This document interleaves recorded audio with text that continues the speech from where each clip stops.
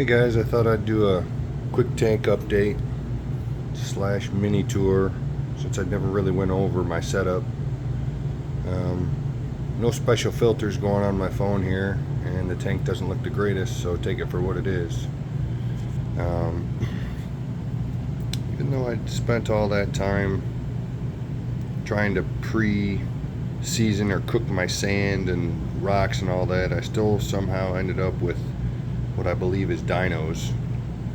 You can tell by the dusting on the sand that I'll get. That'll return basically daily, even if I stir or suck it up. More discouraging is I seem to have something going around in the tank that's affecting my hammer corals. It's making the polyps shrink up and get super skinny. Like you can see this guy here, they're all like super skinny and wimpy looking, and I don't know what's going on. If I look over here, this guy here looks healthy. So do both of those guys, but this one here and the wall hammer there doesn't look so good. That one doesn't look good. This guy over here seems to be okay. But then if I look around, it seems to be just the hammers, and I don't know what's going on. I have one over here on the other side of the tank that I've had for, this guy here looks real bad. I've had that for probably 6 years, and I don't know what's going on. I took it out and tried doing a Cipro dip on it for over an hour, and didn't look any better when I put it back in, so I'm not quite sure what's going on. It might be affecting my frog spawn as well, because that doesn't look like it's out as much as normal either. Maybe it's the dinos that's calling it, I'm not sure. But like this guy, he looks good. He's not a hammer, obviously. These guys all look good. So I don't know.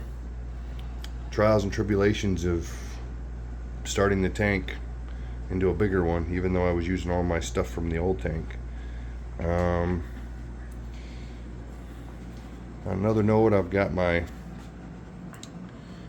kind of cool, my yellow watchman goby and the pistol shrimp are paired up there. You could see him kind of going to hide there. That's been going pretty good. It's kind of neat to watch.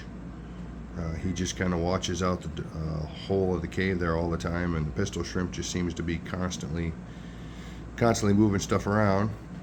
My Bangai cardinals here, the one there on the left of the screen, I'm pretty sure has a clutch of eggs or fry in his mouth. I looked it up online, and it said that they are mouth brooders. He acts like he wants to eat, but he won't, and it looks like his mouth is kind of bulging. I used to have African cichlids, and they were also mouth brooders, so as soon as I saw it, that's what I figured it must be. So we'll see. I'm sure if he does hatch, they'll probably just get eaten, but it'll be interesting to see what happens there. The tank, the setup looks pretty good. The torches look really good. This green one here is doing super good. These ones seem to be doing all right. This is one of the newer ones I added here. It's doing all right, and then same thing over there. That one's looking good. But yeah, really worried about those hammers. I'm not sure what to do with that. But besides that, so I've got up top, I've got 8 lights.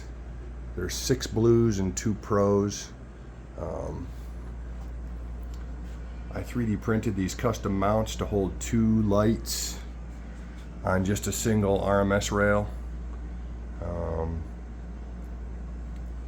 I ran all of the wires underneath.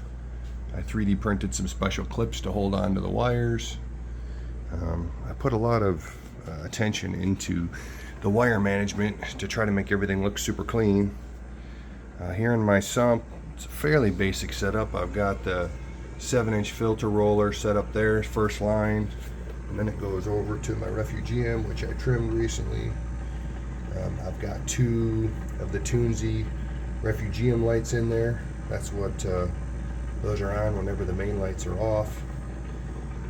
Comes over the baffle to the skimmer there, ice cap skimmer, and then Got my Vectra return pump here, and then I have plumbed off of a manifold. I have running carbon in here. I replace that about every 30 days. Everything in here, so like I custom designed this shelf here to hold all the wires. You can see the wires come up here and go up that into my cabinet where all of everything's plugged in, just to make everything look super nice. I've got all my dosing and auto water change lines here.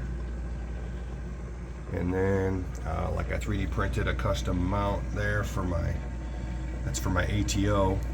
I've got a float valve here as a backup, and then this is for a pressure switch, which is what I normally use to top off. The float switch is just as a backup in case something malfunctions with the pressure switch. The float valve mechanically will turn it off if for some reason it gets stuck on. My skimmer here, I've got draining through this drain line here. It comes over here into a skimmate locker. You can see we've got some nice coffee colored skimmate in there. I custom 3D printed an adapter here to be able to use a quick disconnect line, so I could use RO tubing on there. All of the brackets, like all of these brackets for the plumbing, like I designed and 3D printed that to hold the manifold. I wanted all the plumbing, and sorry this is kind of dark, I wanted all the plumbing to be supported, so I 3D printed brackets here to hold all the plumbing so that it was all supported. The light that I'm lighting this area with is actually a reef tank light. It was one that I had bought for a QT a long time ago. It was just one of the cheap like Amazon lights, and I figured I might as well just use that to light my sump area. Obviously I only turn it on when I'm working on it, but I custom designed and 3D printed this mount here to be able to mount that up there. Let's see here. Down there, that's the optical sensor for the filter roller. I 3D printed that custom bracket for it too. Kind of the idea behind these wire holders that I have here is if I need to take something out, I can very easily just pop the wires out of it. Same thing here. All these wires in here, I can just easily pull out. They just slide right out if I need to take a piece of equipment out. This is kind of crazy to look in here, but here is, turn the light on in here. There is all the wires.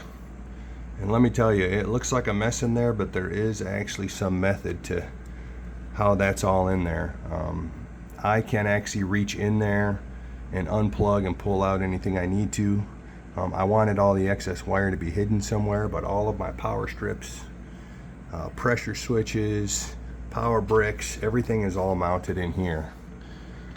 Like I said, it looks super cramped, and it is, but I've actually set it up in a way that I can get stuff out of there if I need to. Let's see here, and then let me turn that back off. I 3D printed this cover too. It's just held on by magnets. Oops. Let's drop that on the ground there. That's just held with magnets. I made this cabinet here out of type 1 PVC to hold all the electronics, and then around here on the front I've got all the controllers. I've got my Versa pumps on there, as well as my battery backup, and then dosing containers. Right now I'm only dosing all for reef, which is in here, and then this is actually sodium nitrate that I'm dosing to, because if I don't, my nitrate is bottomed out at 0. I do have a little light here too as well. Light that up if I need to. For the Versa pumps, these 3 are doing auto water change, and then one for the nitrate and one for the all for reef. And then I custom designed and printed all these holders here to hold all of the controllers. And let's see here. Over on the other side, you can see where my tubing's coming out. I custom designed and 3D printed all these tubing holders as well to hold all of the RO tubing everywhere. It's kind of dark in the video. I did holders up here to hold all this wiring too. Yeah, I just spent a lot of time with the wire management just to try to make everything look really nice. You can see all of the wires are running here for the clear and for the temperature probes for the Inkbird. That's pretty much it, I think. If anybody has any questions, go ahead and hit it up in the comments.